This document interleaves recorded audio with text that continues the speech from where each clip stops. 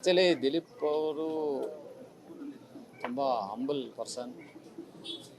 ಅವ್ರ ಗುಣ ಎಷ್ಟು ಒಳ್ಳೆಯದಂದರೆ ಎಲ್ಲರನ್ನೂ ಪ್ರೀತಿ ಮಾಡ್ತಾರೆ. ತುಂಬ ಆತ್ಮೀಯರು. ನನಗೆ ಸುಮಾರು ವರ್ಷಗಳಿಂದ ಗೊತ್ತು. ಸಿನಿಮಾಗಳಲ್ಲೂ ಕೆಲಸ ಮಾಡಿದ್ದೀವಿ, ಸೀರಿಯಲಲ್ಲಿ ಅವ್ರ ಜೊತೆ ಕೆಲಸ ಮಾಡಿದ್ದೀನಿ. ಇತ್ತೀಚೆಗೆ ಒಂದು 2 ಮಂತ್ಸಿಂದ ಜೊತೆಯಲ್ಲಿ ಕೆಲಸ ಮಾಡಿಕೊಂಡು ಮಾತಾಡಿಕೊಂಡು ಮೊನ್ನೆನೂ ಕೂಡ ಮಾತಾಡಿದ್ದೆ. ಮೊನ್ನೆ ನೈಟ್ ಮಾತಾಡಿದೆ. ಡೈಲಿ ಮೆಸೇಜ್ಗಳು. ಒಂದು ಒಳ್ಳೆ ಪರ್ಸನ್ನು, ಒಂದು ಒಳ್ಳೆ ಟೆಕ್ನಿಷಿಯನ್, ಮತ್ತು ಒಂದು ಒಳ್ಳೆ ಆರ್ಟಿಸ್ಟು, ಪ್ರೊಡ್ಯೂಸರು ಎಲ್ಲ. ದಿಲೀಪ್ ಅವರು ಸಡನ್ನಾಗಿ ಇಲ್ಲ ಅಂದಾಗ ಆ್ಯಕ್ಚುಲಿ ನಂಬೋಕ್ಕಾಗಿಲ್ಲ, ನಿಜವಲ್ಲೂ ನಂಬೋಕ್ಕಾಗಿಲ್ಲ. ಬೆಳಗ್ಗೆ ಮೆಸೇಜ್ ನೋಡ್ತಾ ಇದ್ದೀನಿ, ಗ್ರೂಪಲ್ಲಿ ಬಂತು, ಏನು ದಿಲೀಪ್ ಅವ್ರು ಇಲ್ವಾ?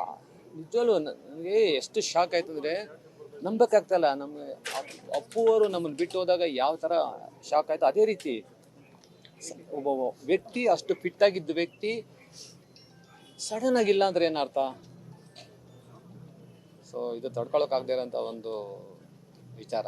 ನಿಜವೂ ಅವರ ಕುಟುಂಬ ಹೇಗೆ ತಡ್ಕೊಳುತ್ತೋ, ಇಬ್ಬರು ಹೆಣ್ಮಕ್ಳಿದ್ದಾರೆ ಅವ್ರಿಗೆ ಅವ್ರ ಮನೆಯವ್ರಿಗೆ ನಿಜವಲ್ಲ ದೇವರು ಧೈರ್ಯ ಕೊಟ್ಟು ಆ ಕುಟುಂಬನ ಕಾಪಾಡಬೇಕು.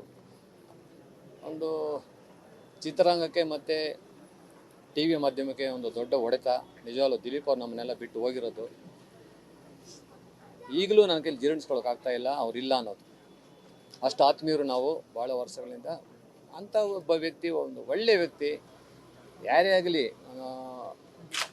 ಏನೋ ಹುಷಾರಿಲ್ಲ, ಭಾಳ ದಿನಗಳಿಂದ ಆಸ್ಪತ್ರೆಯಲ್ಲಿದ್ದರು ಅಂತ, ಆ ಥರ ಇದ್ದಾಗ ಅದೊಂಥರ ಹುಷಾರಿಲ್ಲ. ಚೆನ್ನಾಗಿದ್ದ ವ್ಯಕ್ತಿ ಹೋಗ್ಬಿಟ್ರು ಅಂದರೆ ನಂಬೋಕ್ಕಾಗಲ್ಲ. ದೇವರು ಅವ್ರ ಆತ್ಮಕ್ಕೆ ಶಾಂತಿ ಕೊಡಲಿ, ಅವ್ರ ಕುಟುಂಬಕ್ಕೆ ಧೈರ್ಯ ಕೊಡಲಿ ಅಂತ ಕೇಳ್ಕೊತೀನಿ ಅಷ್ಟೇ. ಇನ್ನೇನು ಮಾತಾಡೋಕ್ಕಾಗಲ್ಲ. ಧನ್ಯವಾದಗಳು ಸರ್.